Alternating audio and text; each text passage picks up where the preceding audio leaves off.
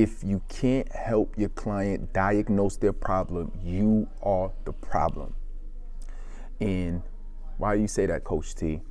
Because as coaches, we need to be able to think on a higher playing field. Not like you're better than them, right? But you need to be thinking on a higher frequency in terms of how can they actually solve their own problem.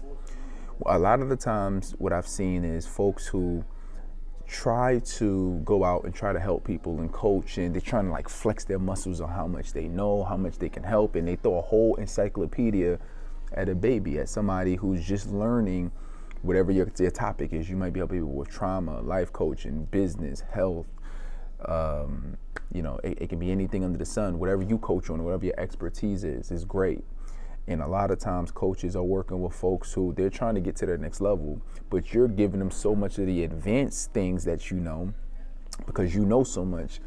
You want to demonstrate that you know so much. So you're giving them a lot, right? You're trying to say, oh, I have the credibility, I have the authority, and you don't realize that that's not helping them, that's hurting them. So one of the best things, and it sounds kind of cliche, but it applies perfectly to this, is teach them how to fish. Stop giving them fish. Teach them how to fish. Stop giving them fish. I mean, it's no different than, if you have children, the kids that become more self-sufficient are the kids that had to clean up after themselves. The kids that have, that are more responsible. Those are the kids that actually had to, do the dirty work. Right? And then the kids that everything was given to them, was spoon-fed to them. They didn't have to do anything, cook, clean, everything was given to them. A lot of the times, those are the kids that they're not as responsible, or they don't really know how to take care of themselves in the best way because they never really had to. Right? You probably know somebody where, I come across a lot of people every day where there are folks who, they had to raise themselves essentially, but guess what? They knew how to take care of themselves at a younger age.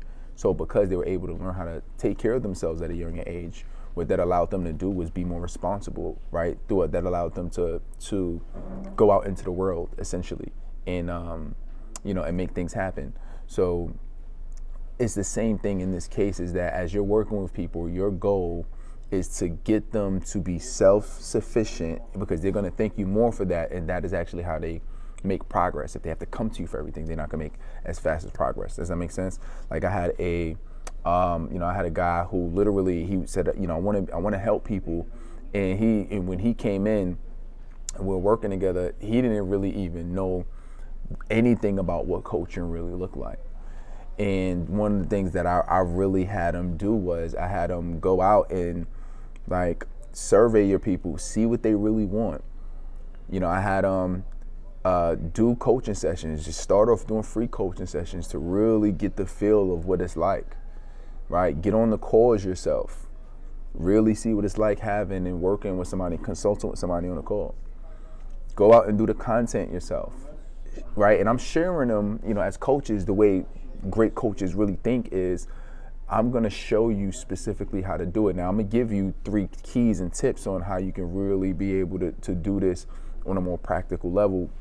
But how I helped him was, now, regardless of whether we're working together or not, he actually knows how to be successful and go out and be a great coach. And he's always going to remember me. He's always going to thank me for that.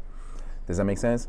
So what are some tips? What are some practical things you can do to really just have the mindset of a great coach, to really think like a great coach? What does that really come down to? So the very first thing is helping your clients understand how to think. How to think. Specifically, how should they think about this situation, regardless of what it is, right? Because they're going to be going through challenges. How should they think about this situation? How should they? What kind of perspective should they approach this scenario or circumstance with, right? A lot of times, we get clients and they're overthinking things, right? They, or they, I don't want to take action because of this, or like I get a lot of folks who they're afraid to start their coaching business because of, I'm a perfectionist. I want everything to be perfect. I don't want to do it. I don't want to do it because of what people are going to say. They're going to judge me. I don't like the way that I look on camera. All the different things, right?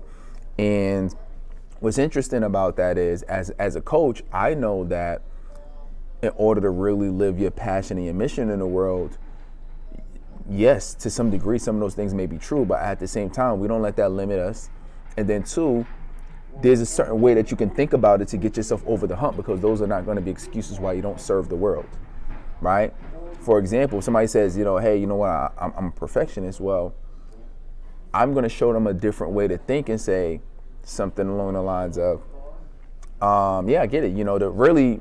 Really, there's a thin line between perfectionism and excellence, right? Perfectionists, you don't want to be a perfectionist. Perfectionists never get things out, right? Because they never quite feel ready. But you should always make things and strive to make things as excellent as you can, right? And just even saying something as simple as that will make them go, I never really thought about it that way, right? Helping them think a different way, giving them a different perspective, a different way to look at it. Second thing is really showing them how to manage their emotions and feelings. See, because what happens is they're going to feel certain ways, right? They might feel nervous to go on video. They might feel nervous to do that exercise. They might feel, afraid to put themselves out of there because of some past trauma. But your goal is to show them how to manage the emotions. Your goal is to share with them how to get themselves in a mental state and in a feeling that's going to empower them to actually take the action, right? Because you got to remember, if they were already in a position where they can achieve, where they have the results that you're coaching them, they wouldn't be working with you, right? Or they wouldn't be on the phone with you. So that means that there's something that's limiting them from getting to where they want to be.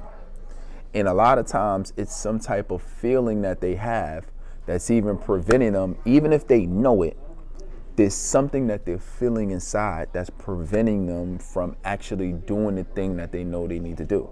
So they never take action. So your goal is to really help them manage that emotion, help them overcome their fear. And that doesn't mean that there's never going to be fear there. What that means is that you're going to help them work through it so they can still take action and get the results that they need to take. Right? A lot of these things are going to take practice over time, but the more you work with your people, the more that you'll help them get closer to that result. Number 3, help your clients with changing their behavior. So your goal is to change their behavior.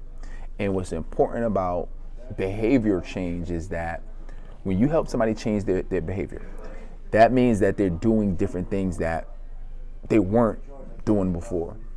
Now, whether they know it or not, at the end of the day, it's about, are they actually taking the right actions that they need to take? Even if they know the right actions, that doesn't mean that they're doing the right actions. So your goal as the coach is to really make sure and help them take the right action. So I'm always thinking about, okay, do they know what they need to know, right? Okay, how are they feeling about this process? And then, okay, what are they actually doing? So I'm always evaluating when I have my coaching calls, and I know that there's certain things that they need to be doing in order to get certain results. I'm always evaluating and asking questions and helping them self-diagnose and ask themselves questions on, well, what are they doing? Is this really effective? Now, I know the answer, right? I know what you need to do, right? But I help them go through it. I'm working with them through it. I help them think about it. Right? Is this the best use of my time? Should I really be doing this? I'm doing this thing over here, but it ain't the highest and best use of my time or energy. And I'm constantly helping them take the right action. So the more, and this is the reason why you don't want to just do one-off consultations like hourly or like one-time hourly coaching sessions. The reason you don't want to do that is because when you work with somebody over a period of time, what you're really doing is you're helping them also change their behavior and the habits that they have. And because they're taking positive habits and they're taking the steps and actions that they need to take, aka behaviors, they're changing the behaviors. That is allowing them to actually start doing the right activities that they need to do, and then they're going to get a higher and better result. So these things are very important. These things that took me a long time. It took me years to figure out these things, but the more that I've worked with people, the more that I've learned specifically, okay, this is what I need to do in order to really help this person take the action that they need to take. And work on them, be consistent. But anytime I'm in a coaching session, always just keep these things in mind.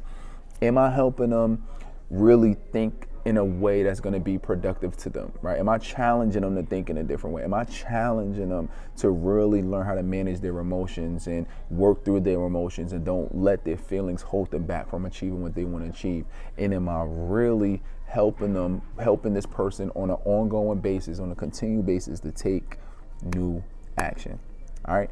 So make sure that you're continually doing this. Hope you're excited about this, because this is really going to be a game changer for you, right? And if you like this and you're like, okay, like I love it, and you want to see like real examples of what this actually looks like, go ahead and click and go to the next video, and I see you over there where you can learn what actual coaching session.